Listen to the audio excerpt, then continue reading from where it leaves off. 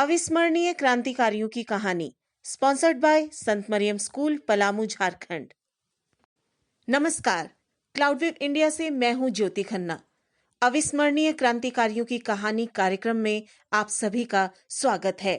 स्वतंत्रता संग्राम में संघर्ष करते हुए देश की शान कायम रखने के लिए वीर जवानों ने अपनी जान दांव पर लगा दी और इसी कुर्बानी की वजह से ही आज हम आजादी के जश्न को मना पा रहे हैं।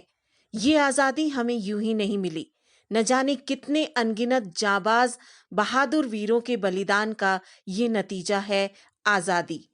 उन वीर सपूतों में से एक थे वेद प्रकाश जी और उनके भाई तीरथ प्रकाश जी।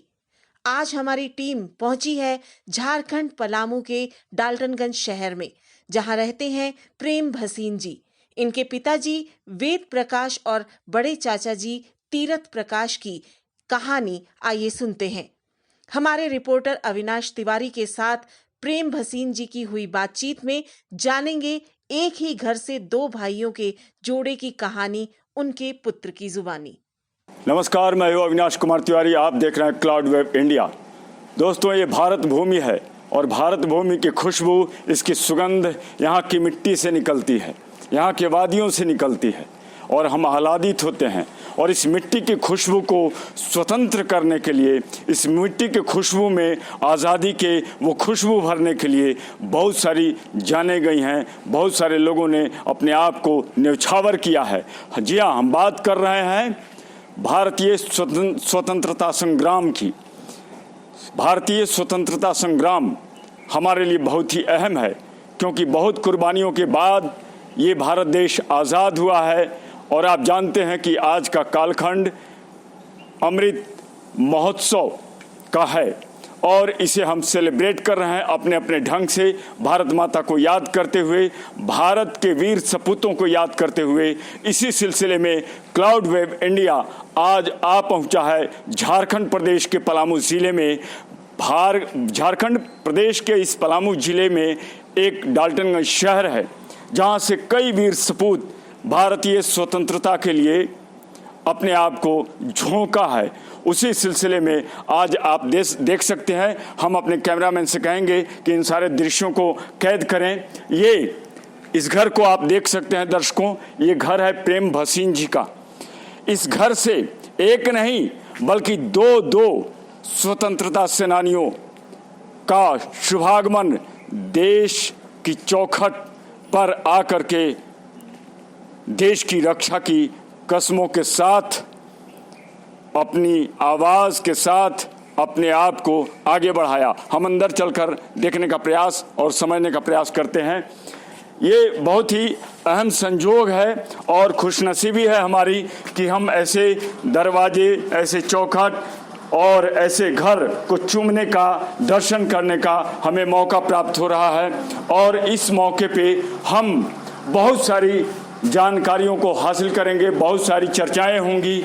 हम उस वीर सपूतों के जो घर वाले हैं, जो घर के सदस्य हैं, उनसे हम रूबरू आपको करवाएंगे और उनसे जानेंगे कि क्या कुछ खुशबू है इस घर की, क्या कुछ भारत की खुशबू है। और भारत की खुशबू को बरकरार रखने के लिए, भारत की आज़ादी को चाहने के लिए क्या कुछ किया है उन लोगों ने जो हमारे हीरो हैं, और हम उस हीरो को किस प्रकार से नमन कर सकते हैं इस पृष्ठभूमि पर, जब हमारा भारत देश परतंत्र था और हम स्वतंत्रता के लिए जूझ रहे थे। जैसा कि हम आपको दिखाना चाह रहे हैं, बताना चाह रहे हैं, आज मौका भी है उस तरह का कि 15 अगस्त 2022 का ये जो समय है वो हमारे लिए बहुत ही अहम है। इसलिए अहम है कि आज आज़ादी का अमृत महोत्सव चल रहा है।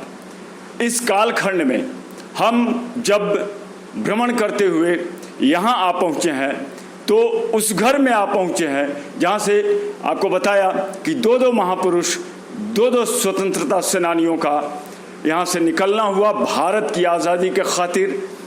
आज हम उन्हीं की पीढ़ी से बात करेंगे और जानेंगे। आपका बहुत बहुत स्वागत है प्रेम भसीन साहब। नमस्कार। आप लोगों का भी बहुत कृपा है कि आप मेरे यहाँ आए और स्वतंत्रता सेनानियों को इतना सम्मान जो आप दे रहे हैं उसके लिए बहुत बहुत धन्यवाद। ये हमारा फर्ज है, कर्तव्य है कि उनको नमन करें, स्मरण करें और उनकी बातों को समझते हुए, जानते हुए कुछ दायित्व का निर्वहन हम भी करें। जैसा कि जानते हैं दर्शकों, हम भ्रमण करते हुए उस घर में मौजूद हैं जहां से दो स्वतंत्रता सेनानी निकले, अपने भारत के लिए कस्में खाई और अपने भारत के लिए लड़ाई लड़ा। भारत आज़ाद हर हाल में होना चाहिए, चाहे जान ही क्यों न चला जाए। हम उस पीढ़ी से बात करेंगे जिनके पिता, जिनके चाचा स्वतंत्रता सेनानी के रूप में अपने आप को स्थापित किए। हमारे लिए गर्व का विषय है। आज क्लाउड वेब इंडिया में आपका स्वागत है। आपसे बात करते हुए हमें फ़ख्र महसूस हो रहा है। क्लाउड वेब इंडिया का तथा आप लोगों का बहुत बहुत स्वागत कि आपने हमारे स्वतंत्रता सेनानियों को याद किया और इस क्रम में आप मेरे यहाँ आए हैं तो आपका मेरे घर में बहुत बड़ा स्वागत है। प्रेम भसीन साहब, हम ये जानना चाहेंगे कि आपके घर से कौन कौन, क्या वो नाम था, कौन कौन थे जो इस भारत भूमि के लिए अपने आप को झोंका? आपको एक दिलचस्प बात बताता हूँ। ये सौभाग्य की बात है कि पलामू एकमात्र ज़िला है जहाँ एक से ज़्यादा स्वतंत्रता सेनानी एक एक घर से निकले। ऐसे 5 घर हैं, उनमें से मेरा घर भी एक है। मेरे पिता श्री वेद प्रकाश और मेरे बड़े चाचा तीरथ प्रकाश भी, दोनों के दोनों स्वतंत्रता सेनानी रहे हैं। और उससे भी बड़ी सौभाग्य की बात है कि वो लोग उस कड़ी के स्वतंत्रता सेनानी रहे हैं जो हजारीबाग जेल में 42 के मूवमेंट में जयप्रकाश जी के साथ वहाँ पर रहे हैं जेल में। हम ये जानना चाहेंगे कि आप कितनी उम्र के रहे होंगे कि आपके पिता या चाचा जो स्वतंत्रता के लिए निकले, तो कितनी उम्र के रहे होंगे आप? ये भी दिलचस्प है। मेरे पिता 42 में जेल चले गए थे जी। उस समय मैं गर्भ में था और 43 में जब मेरा जन्म हुआ तो यहाँ से टेलीग्राम गया। उस समय तो मोबाइल होता नहीं था, तो जेल में टेलीग्राम गया कि भाई मेरी माँ ने एक बेटे को जन्म दिया है। फिर वहाँ उन लोगों ने, जयप्रकाश जी ने, पूर्णचंद जी ने, बाकी लल्लू वगैरह जो भी थे, सभी लोगों ने बड़े जश्न मनाया। तो मेरा जन्म उस समय हुआ जब मेरे पिता जेल में थे। वाकई दिलचस्प कहानी है। मैंने अपने पिताजी का और अपने चाचा जी का आपने दर्शन नहीं कर पाया ना। जब वो लोग 1 साल के बाद आए तब हमने देखा उनको देखा। या हम तो होश में छोटे ही होंगे। लेकिन उन्होंने हमको तभी देखा 1 साल के बाद, जब मैं 1 साल का हो गया था। अच्छा, देखा। उस समय आपकी मेमोरी तो उस समय उतनी प्रौढ़ नहीं ना हुई होगी? ये बिल्कुल नहीं। तो हम ये जानना चाहते हैं कि उनकी मृत्यु आपकी किस उम्र में, आप किस उम्र के थे कि उनकी मृत्यु हुई? अब मेरे चाचा जी की डेथ हुई है अभी 1996 में। अच्छा। और मेरे पिता की 2004 में। अच्छा, यानी कि भरपूर दर्शन हुआ। जी। बहुत सारी कहानियाँ सुनी होंगी उनके मुखारविंद से आपने। बिल्कुल, हमारा परिवार ज्वाइंट फैमिली में रहा है जी। हमारे पिता चाचा सब एक साथ रहे, दादी के साथ हमारे। आज के युग में इस तरह की फैमिली, इस तरह का परिवार होना जो साथ में रहे, प्रेम भाव से रहे, मुश्किल होता है। लेकिन वो संस्कार होते हैं ना, कहते हैं संस्कार से सब कुछ संभव है। जैसा मेरी दादी ने बताया था कि जिस समय वो लोग लुकते छिपते रहते थे स्वतंत्रता सेनानी, क्योंकि अंग्रेज़ों के खिलाफ काम करना होता था। और मेरे पिता, चूँकि मेरी बुआ हैं क्वेटा में उनकी शादी हुई थी, तो मेरे पिताजी को जिम्मा दिया गया था वहाँ से बारूद लाने के लिए। अफ़गानिस्तान जाना है तो आपको पश्तो बोलना है। अच्छा। या फिर उर्दू जानना है। तो मेरे पिता पश्तो तो नहीं जानते थे, उर्दू जानते थे। जानते थे बढ़िया से। अच्छा। तो वो गए थे यहाँ से। एक जपला के नेता हैं बसावन सिंह जी, उनको साथ लेके वो गए थे क्वेटा और वहाँ से बारूद लेके आए थे ये जोगियाही पुल को उड़ाने के लिए। अच्छा। मतलब आवागमन बंद हो जाए अंग्रेजों का। हाँ, उनको यही जिम्मा दिया गया था। हाँ। तो बेचारे उस समय 1 ट्रेन 2 ट्रेन 4 ट्रेन बदल के कहाँ से कहाँ, डाल्टनगंज से अफगानिस्तान, कोयटा। तो इसलिए वो बहुत इम्पोर्टेंट रोल उनका रहा है इसमें। हाँ, मेरे चाचा का त्याग दूसरा है कि वो जमालपुर लोको शेड में उस समय फोरमैन की नौकरी में थे जी। और नौकरी छोड़ के वो इसमें कूद गए। तो कभी ऐसा लगा आप लोगों को कि हमारे पिताजी, हमारे चाचा जी इस तरह का काम कर रहे हैं तो घर बार कैसे चलेगा, क्या कुछ होगा? ये आम अवधारणाएँ होती हैं परिवार की कि इस तरह के, क्योंकि एक दिलचस्प कहानी एक बार सुना था यदुवंश सहाय जी के बारे में कि उनके यहाँ डॉक्टर राजेंद्र प्रसाद जी का आगमन हुआ था और उनके यहाँ एक नौकर थे और वो नौकर उनका सम्मान बस पाँव दबाने लगे तो उन्होंने पूछा का करल बाबू गंवई अपना ये में, तो बोले अब वो निरुत्तर हो गए, उनके पास कोई उत्तर ही नहीं कि क्या करते हैं। अब कैसे समझाएं उस बेचारे को? तो ये सारी नौबत आती थी क्या? जी हाँ, आती थी। देखिए मेरे यहाँ इतनी ऐसी दिलचस्प घटनाएं हैं कि फादर और चाचा का तो जाना है ही है। मेरा जन्म भी उस समय हुआ जब मेरे फादर घर पर नहीं है। लेकिन क्या था कि 1936 में मेरे दादा की डेथ हो गई थी और 1913 में हम लोग, हमारे दादा बिहार में यहाँ डाल्टनगंज में आ गए थे। तो ठेकेदारी करते थे। तो जब उनकी डेथ हुई तो यहाँ का जो अंग्रेज कमिश्नर था उसने मेरी दादी के नाम पर सारे ठेके कन्वर्ट कर दिए। और आप ये सोचिए कि उस जंगल के ज़माने में, जंगली एरिया में एक महिला जो सिर्फ तीसरी चौथी पढ़ी हो और उसने ठेकेदारी किया और आपका पुलिस लाइन का बैरक और हॉस्पिटल का ओटी वगैरह बनवाया। तो काफ़ी काम मेरी दादी ने किया और मेरी दादी भी 11 साल यहाँ पर म्यूनिसिपल कमिश्नर रही है। क्या बात है, क्या बात है, बहुत बढ़िया। बहुत सारी दिलचस्प कहानियाँ हैं। तो आपके पिताजी जब स्वतंत्रता में अपने आप को झोंका तो उस समय आपके दादाजी जीवित थे क्या? नहीं, वो गुजर चुके थे। अच्छा, गुजर चुके। आप लोग पूरी फैमिली मतलब एस्टेब्लिश थे? सारा जो भी देखा मेरी दादी ने सब लोगों को पाल पोस के बड़ा किया है। और भी कुछ कहानी जो रोचक रही हो या उनके स्वतंत्रता को लेकर के और भी दिलचस्प कहानियां जो आपकी स्मृति में हो, तो शेयर करें। हम बता रहा हूँ। तो जब वो बारूद वारूद लेके आ गए वहाँ से और बिल्कुल तैयारी कर चुके थे जोगियाई के पुल को उड़ाने का, नंद किशोर वर्मा भी एक स्वतंत्रता सेनानी, वो भी इनके साथ थे, राम जन्म सिंह इनके साथ थे। तो ये बात एक मुखबिर ने पुलिस को खबर दे दी थी कि वो लोग करने जा रहे हैं। तो अंग्रेज पूरी पलटन लेके आए और मेरी दादी के ऊपर राइफल लगा दिया। बोला कहाँ है तुम्हारे दोनों बेटे? तो मेरी दादी ने पहले तो कहा कि नहीं जानते, पर वो जितना उनको गालियाँ दे सकता था जो दिया, उनको अब्यूज़ किया, लेकिन मेरी दादी डरी नहीं। तो उस दादी ने सीधा यही कहा कि अगर मैं जानती तो भी नहीं बताती तुमको, तो वो तुम्हारा काम है खोजना, खोजो तो मैं उनको मार दूंगा। तो बोली मार दो या जो करो, पहले वो तुमको मार देगा। तो ये भी दादी ने मुझे बताया था। और ये लोग वो कुंड मोहल्ला में अमीन मजीद साहब क्या छिपे रहते थे ताकि किसी को पता ना लगे, वहीं से अरेस्ट हुए थे। जब इस सिलसिले में उनका लुका छिपी अंग्रेज़ों से अपनी लड़ाई जारी रखना या बाहर जाना, तो किन किन और ऐसे हीरो से उनसे मुलाकात हुई? देखिए ना, फिर इसी में उनकी पढ़ाई छूट गई मेरे फादर की। वो मैट्रिक में पढ़ रहे थे उस समय, 10th क्लास में, और उसी समय वो चले गए थे। आखिरी उनकी पढ़ाई 10th क्लास की ही रही है जी। उससे ज़्यादा वो पढ़े, जेल ही चले गए तो फिर क्या पढ़ते हैं। और फिर मन लगने लगा आज़ादी और फिर वो 47 हो कहा कि आज़ादी हो गई, वो हो गया, तो उसी में लगे रह गए। और किसी से ऐसा जैसे महात्मा गांधी से मुलाकात या जयप्रकाश नारायण जी के साथ या फिर और भी? तो बराबर ही रहे। महात्मा गांधी से उनकी मुलाकात एक ही बार हुई है जब गांधी जी यहाँ डाल्टनगंज आए थे। अच्छा। और सुभाष चंद्र बोस से उनकी मुलाकात हुई थी, जो आज आपका सेवा सदन है, वो पहले गोपा बाबू का घर हुआ करता था।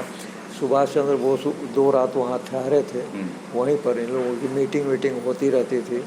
तो चूँकि सुभाष बाबू समझाते थे कि भाई मेरे साथ तुम लोग अलग होते, ये बोलते थे कि नहीं हम लोग गांधीवादी तरीके से ही। ये सब बातें उन लोगों की होती जो मेरे अपने मतलब मेरे पिता ही हमको बताते रहे। तो सुभाष बोस से उनकी मुलाकात हुई है, गांधी जी से बैठ के कोई रूबरू उनकी बात नहीं हुई है। स्वतंत्रता संग्राम हुआ और उसके लिए वीर सपूतों ने अपने आप को झोंका। बहुत सारी दिलचस्प बातें हो रही हैं, और भी जीवन के अंदर और भी झांकने का प्रयास करेंगे, जानने का प्रयास करेंगे। हमारे लिए तो उनका पूरा जीवन ही प्रेरणात्मक है। बने रहिए हमारे साथ, मिलते हैं ब्रेक के बाद।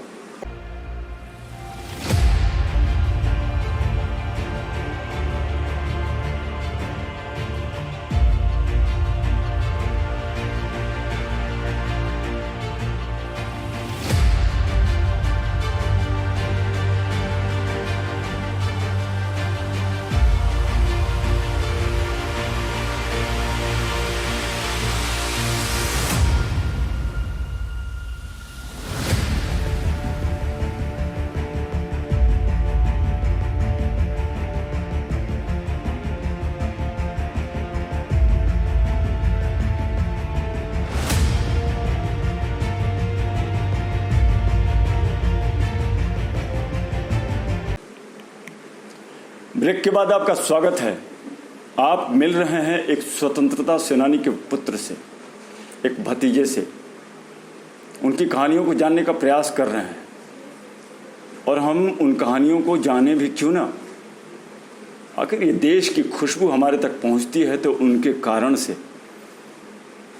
आगे की चर्चा बढ़ाते हुए, आपका जन्म और अभी तक का आपका जीवन काल जो रहा है, इस दरमियान अपने पिताजी को अथवा चाचा जी को एक स्वतंत्रता सेनानी के रूप में कैसे जाना? क्या कुछ उनके अंदर की बातें, या ऐसा नहीं लगा कि कब मिलना हुआ, नहीं हुआ, क्यों नहीं मिलना हो रहा है? कुछ मिस किया आपने, या फिर ऑब्जर्व किया आपने, या फिर एक्सेप्ट किया आपने कि चलो बहुत अच्छा हो रहा है? कैसे अपने आप को गौरवान्वित किया? ऐसा है कि मेरे जन्म जो मेरा 1943 में हुआ, तो उसके बाद ही ना मेरे पिता वहाँ से छूट के 1 साल 10 महीने का जेल काट के यहाँ आए। तो समझिए 44 में आए भी तो फिर वो उनको तो चैन था ही नहीं, वो तो एक जूझ रहे थे उसी में, एकदम दीवानगी थी। मैं तो बहुत छोटा था, मुझे वो सब याद तो नहीं है, लेकिन जो माँ बताती थी वो बताते थे। आप ये समझिए कि जब आज़ादी मिल गई तभी से मैंने अपने पिता को अपने नज़दीक पाया। उसके पहले तो हम लोग मिलते भी बहुत कम होंगे। अगर मिलते भी होंगे तो मुझे याद नहीं है क्योंकि 5 साल की उम्र क्या होती है। हाँ, आज़ादी के बाद से फिर 48 के समय से वो मेरे साथ ही रहे, बराबर रहे। अच्छा, आपके पिताजी कोई नौकरी वगैरह? ना, जिंदगी में कभी उन्होंने नौकरी नहीं की है। हाँ, मेरे चाचा जी जमालपुर में फोरमैन थे रेलवे के। हाँ। और उनका भी दुखद है कि रेलवे की नौकरी उनको छोड़नी पड़ी, और बाद में कभी उनको फिर उसका मुआवजा वगैरह कुछ भी नहीं मिला। सिर्फ यही है कि भाई चलो, उनको भी तसल्ली थी कि चलो मैंने देश के लिए जो किया सो किया। अच्छा, एक पिता होने के नाते आपके जो पिताजी थे, तो परिवार है, बाल बच्चा है, तो उसको लेकर के कुछ तो आखिर कमाई धमाई का जरिया? नहीं, वो हमारी दादी जैसे ठेकेदारी करती चली आ रही थी, तो फिर बाद में ये लोग भी थोड़ा उनका हाथ बटाने लग गए। हम लोगों के यहाँ बीड़ी पत्ते का भी काम होता था, और मेरे फादर कंटिन्यूअस आज़ादी के बाद जो म्यूनिसिपल इलेक्शन हुआ, 5 इलेक्शन जीते थे। अरे वाह! वार्ड नंबर 1 से 5 इलेक्शन कंटिन्यूअस वो जीते। फिर बाद में लगभग 1974-75 के समय में मेरे चाचा भी 2 इलेक्शन यहाँ से जीते, जब वार्ड नंबर 2 बन गया। मेरी दादी 11 साल रही, एक सेशन एक बार 6 साल का हो गया था, और वो भी कमिश्नर रही यहाँ पर, जब नर्मदेश्वर सिंह यहाँ के चेयरमैन थे उस समय। आपका भी समाज में एक स्थान है, आप भी एक प्रतिष्ठा के साथ अपने समाज में जाने जाते हैं, हमारे समाज में जाने जाते हैं। हम ये पूछना चाह रहे हैं कि आपके पिताजी के ज़माने की राजनीति या फिर देश को लेकर के जो मन में हलचल होती थी, देश को बढ़िया बनाने के जो सपने थे, और आज के संदर्भ में कैसे इसको देखते हैं आप? उसके पहले मैं आपको ये मन में भाव आ रहा तो बताता हूँ कि जितने महान मेरे पिता और चाचा थे वो तो जवानी में थे, जुनून में थे, सब कुछ थे जी। लेकिन मैं मानता हूँ कि उससे भी महान मेरी दादी थी, जिन्होंने कभी अफसोस नहीं किया कि ये लोग क्यों इसमें गए, वो बल्कि बढ़ावा देती रहे, सपोर्ट करती रहे, तो वो भी इक्वली जिम्मेवार हैं उस काम के लिए। और दूसरी बात है कि बाद में बिजनेस तो पिताजी करते रहे, लेकिन बिजनेस से ज़्यादा वो समाज सेवा में रहे, म्यूनिसिपल के वार्ड कमिश्नर रहे, तो खाली मोहल्ले का काम करो, ये करो, बस इसी में लगे रहे। जो भी काम अगर कमाई कुछ की है तो मेरे चाचा ने की, वो ठेकेदारी करते रहे उन्होंने। अच्छा, उनके बारे में जानना चाहेंगे, क्या कुछ उनको खाने पीने के मामले में पसंद था, क्या था? नहीं, वो नॉनवेज वगैरह खाते रहते थे, वो बात है। अच्छा। और उनका पहनावा ओढ़ावा क्या?